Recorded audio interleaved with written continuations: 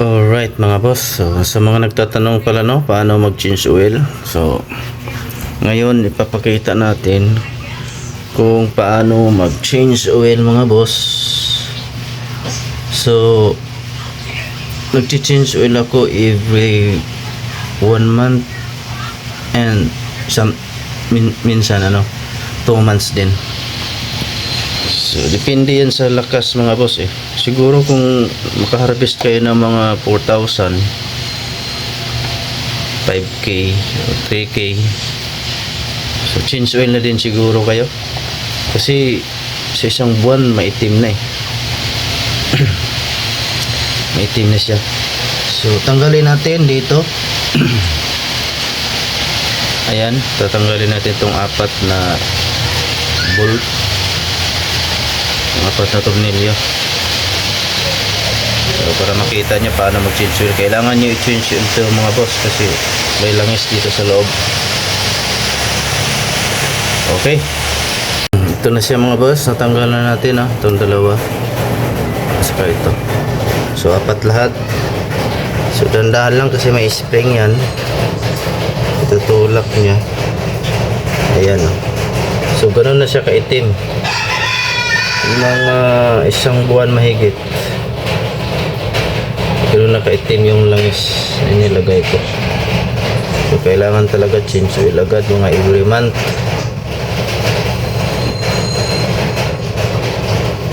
So ganoon siya ka itim na. So tama na talaga, nag-change oil ako ngayon kasi itim na talaga.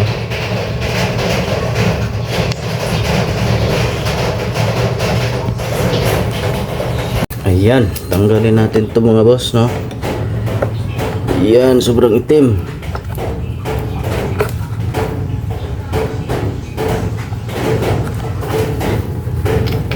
So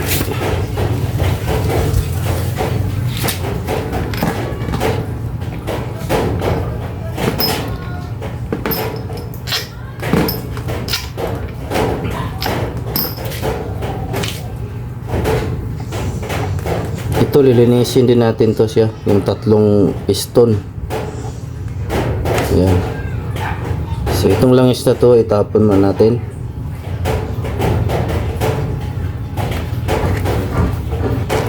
Pero actually guys, meron to siyang ito meron to siyang bearing dito sa gitna. Ito yung kanyang bearing. Yan to. So pag ganun yan kung anong pag backlash nyo, yun dun ang ibalik. So ito yung bearing nya. Yan yung bearing nya. Baliktaran na to, wala naman tong pareha lang naman. Tapos meron pa siya rito last,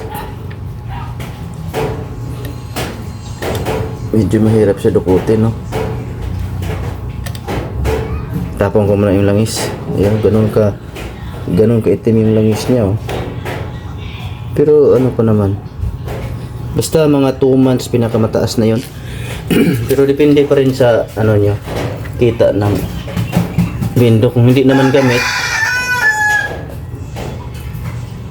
kahit hindi naman ganun buwan, sige na, natapon na natin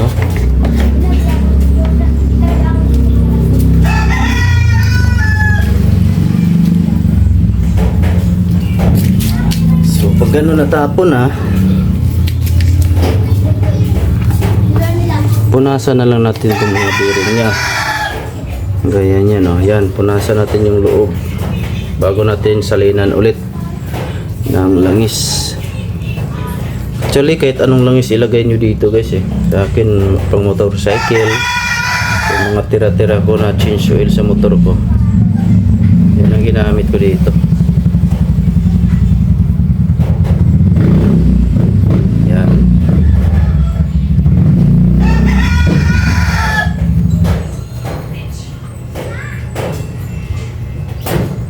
Linisin mo natin pati ito guys, linisin din natin yan.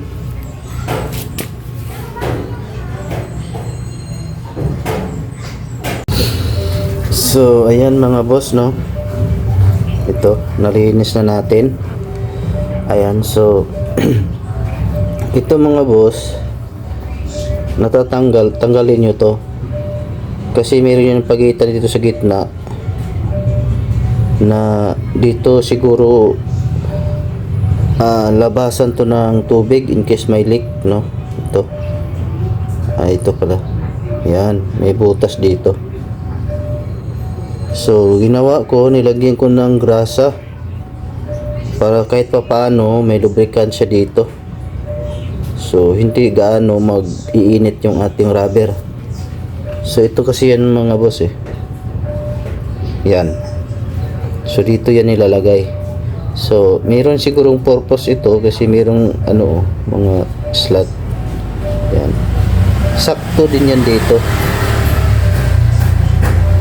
Ayan o, sakto din siya dyan sa butas. So wag din pag ganun siguro, no? Kasi dito ito may may butas yan. Kumbaga hindi ko alam kung singawan ng hangin or labasan ng tubig in case may leak. So dalawa lang, kaya inopen ko talaga to.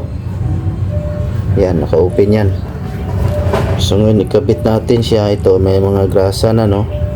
Kahit konti lang, parang naparami nga siguro itong sa akin eh. Konti lang ilagay nyo. Ayan, so itong o-ring na to, lagyan din dito ng kunting grasa.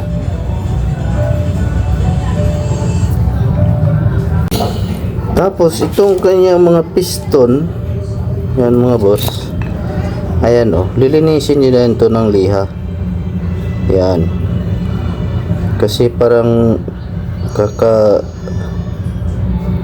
ganon yan na dumikit yung rubber. Yan siya. So lilinisin natin to bago natin ibalik. Ito pa. Yan, meron din siya, 'di ba? Mga kalawang to, dumi. Galing sa rubber dun sa o-ring o yung gasket nya. Okay, yan, linisin natin yan. At ito na siya mga boss, malinis na. Malihan na natin. Tapos ang ilihan nyo dyan ay 1,200, number 1,200. Yan, balik na natin. Ayan mga boss, yung langis niya hanggang dyan lang, no? So, kasi makikita nyo dito parang mayroong guide. Yan, hanggang dyan lang. Huwag nang punuin kasi paglalagyan nyo pa yan ng bearing, aangat pa yan. Okay, yan, nilagay ko dyan langis lang na ang motor. Tapos ibalik natin tong bearing. Yan, pag ganun lang yun. Itong maliit ang dito mauna. Yan. Tapos ito bearing nya, baliktaran naman to kasi wala naman siyang katunayan na pwede nakaharap lang dito. So, ganun lang yan, hulog mo lang dito, pak. So, kita nyo umangat na sobra to eh. Yan sobra konti yan. Tapos ito yung last niya, dito papatong yung piston. Yan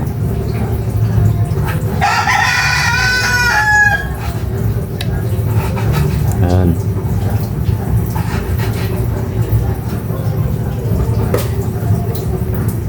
Ilagay mo lang sa tama na mag-fit. Ganun to kasi yung piston dito eh. Tatulak niya. Ito tagatulak. Yan, smooth na. So, balik natin itong piston.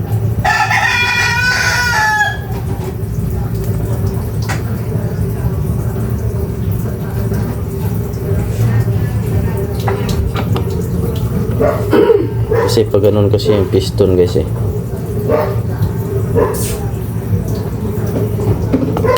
Lagay mo natin yung piston ring. I mean piston spring pala. Ayan, balik na natin to.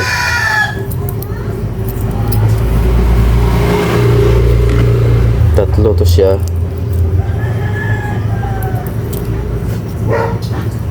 Ayan, balik natin. So dito siya ilagay guys, oh. Dito niya ilagay.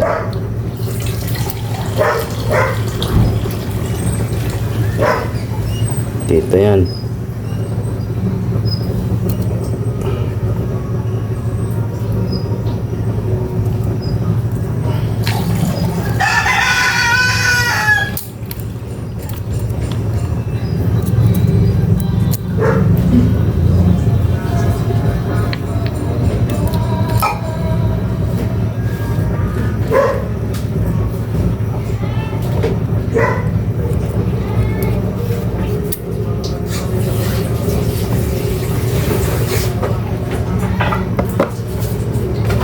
So yan o.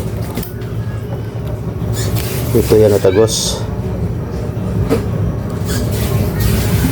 Linisin natin itong grasa na sobra. Hindi dapat makapasok siya sa loob. Kasi maghalo dun sa langis. Yan. Kabit natin yung isa.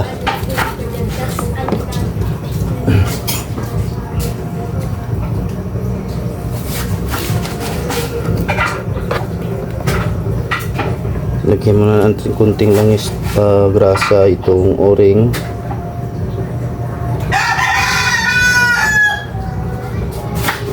Yan. Hindi lang.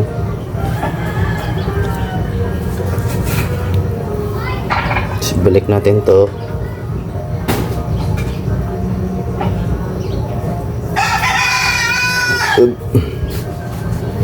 Yan. Pag ganun lang yung balik niya.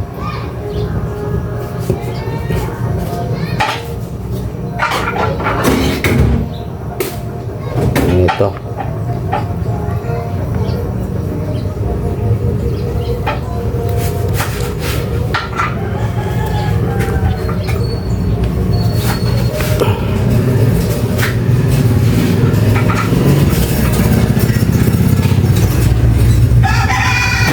Yun na. Balik na natin.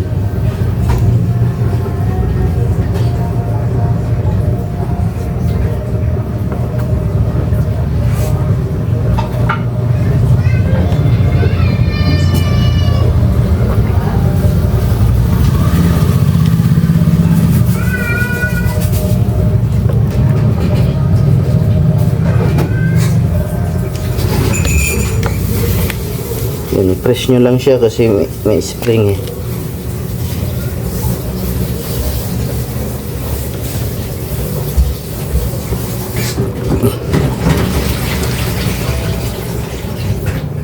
Ayusin nyo lang yung o-ring niya, maganda pagkakabit dito. May o-ring pa yan.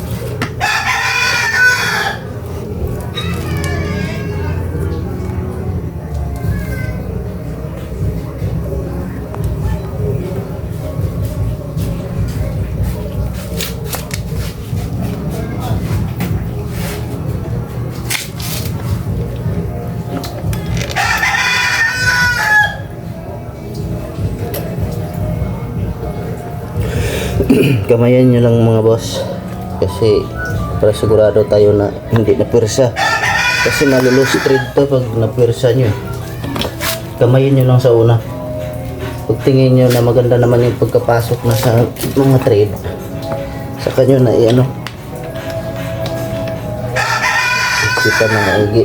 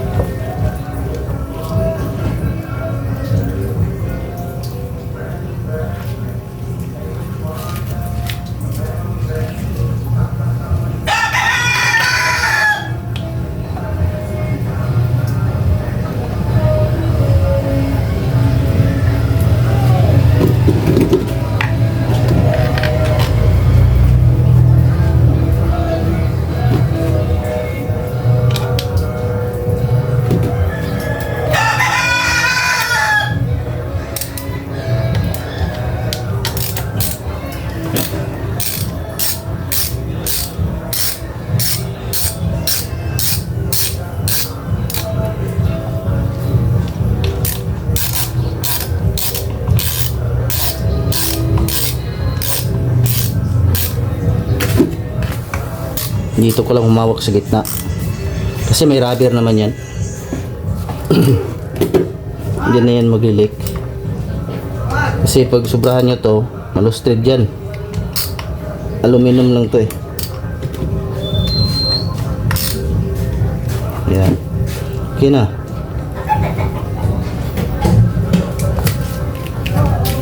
Ayun lang mag-maintenance sa ating pressure pump. Yan o. Yun lang. Kasi may langis talaga yan sa loob eh. Hindi pwedeng walang langis.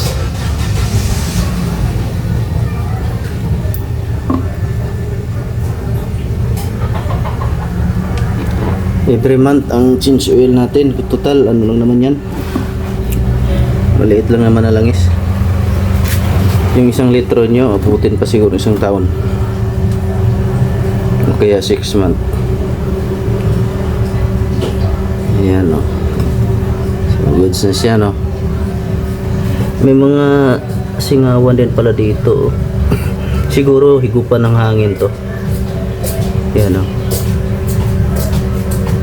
So dito lagayan talaga ng grasa siguro. Okay, hanggang dito lang mga idol. Maraming salamat sa nakatulong.